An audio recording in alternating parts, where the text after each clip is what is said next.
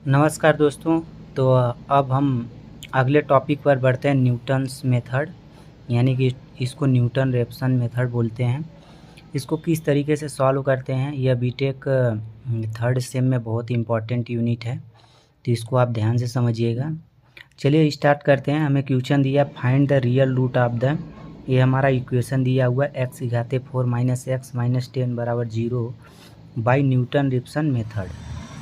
इस मेथड से मुझे सॉल्व करना है।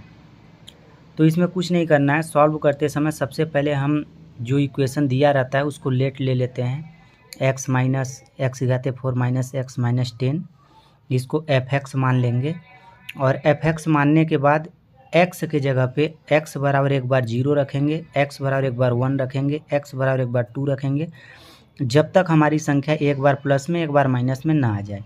0 रखने पे हमारा -10 आ रहा है, 1 रखने पे -10 आ रहा है और 2 रखने पे 4 आ रहा है। तो ये हमारी संख्या माइनस और प्लस में मिल गई। चलिए अब आगे बढ़ते हैं। आगे आप देख पा रहे हैं कि ये जो हमारा रूट है वो कहाँ लाई कर रहा है, 1 और 2 के बीच लाई कर रहा है। तो हम क्या ज्ञात करेंगे, x0 ज्ञात करेंगे। x0 ज्ञात करने के लिए फार्मूला होता है a + b/2। तो a हमारा हो गया, मतलब कि किस पे, 1 पे माइनस आ रहा है और 2 पे प्लस आ रहा है, तो इसको जोड़ेंगे, 2 का भाग दे देंगे। ये हर एक आप बाइसेक्शन मेथड चाहे कोई भी मेथड पढ़े होंगे, सभी में ये फार्मूला यूज होता है। ये आ जाएगा 1.5। उसके बाद डिफरेंशिंग इक्वेशन 1 वी गेट, यानी कि जो हमारा इक्वेशन नंबर 1 दिया हुआ था x घाते 4 - x - 10, इसको क्या करेंगे, डिफरेंशिएट करेंगे। तो इसको हम मान लेंगे f(x)। पहले हमारा f(x) था, अब इसको f(x) मान लेंगे।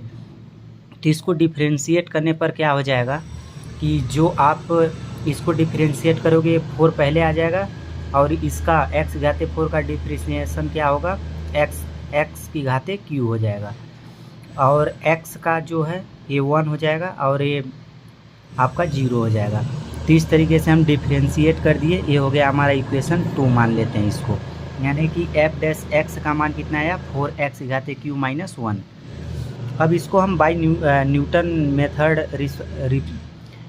रेफसन मेथड के फार्मूला पर सेट करेंगे। न्यूटन रेफसन मेथड का फार्मूला ये होता है, आप इसको ध्यान रखिएगा, xn+1 बराबर xn - xn बटे f'(xn)।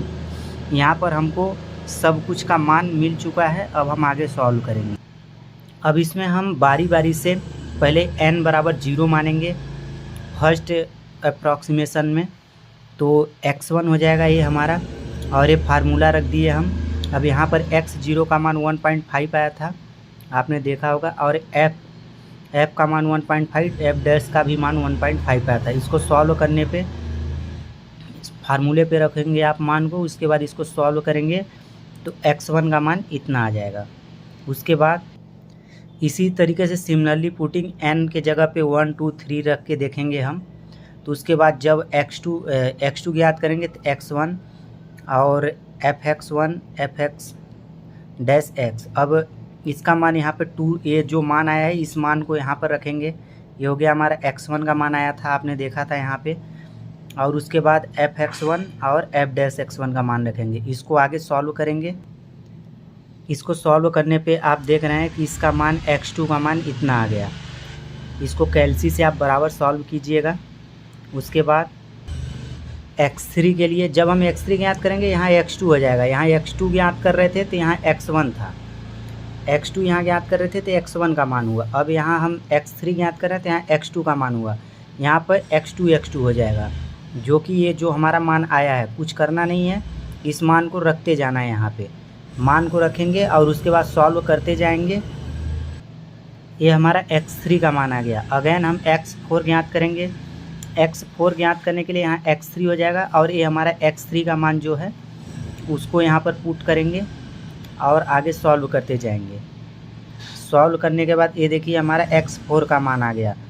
तो यहाँ पर हम लिख सकते हैं कि x3 और x4 देयर फार 1 पॉइंट इतना और इतना real root of given equation correct up to 3 decimal place, यानी कि जो हमारा x4 का मान है और x3 का मान है, ये दोनों मान सेम आ रहे हैं। आप देख सकते हैं x3 का मान सेम आ रहा है, x4 का मान सेम आ रहा है।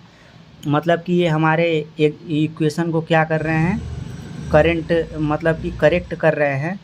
तो दोनों का मान जहाँ पर हमारा चाहिए x5 या x6 तक जाना पड़े या x7 तक जाना पड़े, जहाँ पर हमारे दो मान बराबर दिखने लगेंगे या थोड़ा बहुत आसपास दिखने लगेंगे, वहाँ से हम इसको क्या करेंगे कि बंद कर देंगे, मतलब वहाँ से इक्वेशन सॉल्व करना बंद कर देंगे।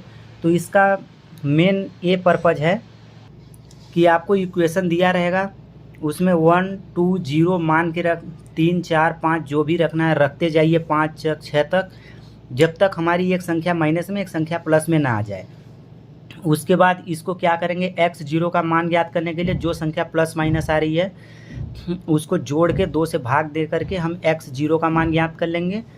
x0 का मान ज्ञात करने के बाद जो हमें इक्वेशन दिया हुआ है उसको डिफ्रेंशिएट कर लेंगे। डिफ्रेंशिएट करने के बाद न्यूटन रेफसन मेथड पर रखेंगे। न्यूटन मेथड का फार्मूला ए होता है और इस तरीके से इसको आगे रखते जाएंगे। तो इस तरीके से हम न्यूटन मेथड रेफसन को सॉल्व करते हैं। यदि आपको कोई डाउट हो तो आप हमें ज़रूर बताइएगा कमेंट में, हम इससे और बेस्ट वीडियो बनाने की कोशिश करेंगे। तब तक के लिए जय हिंद, जय भारत।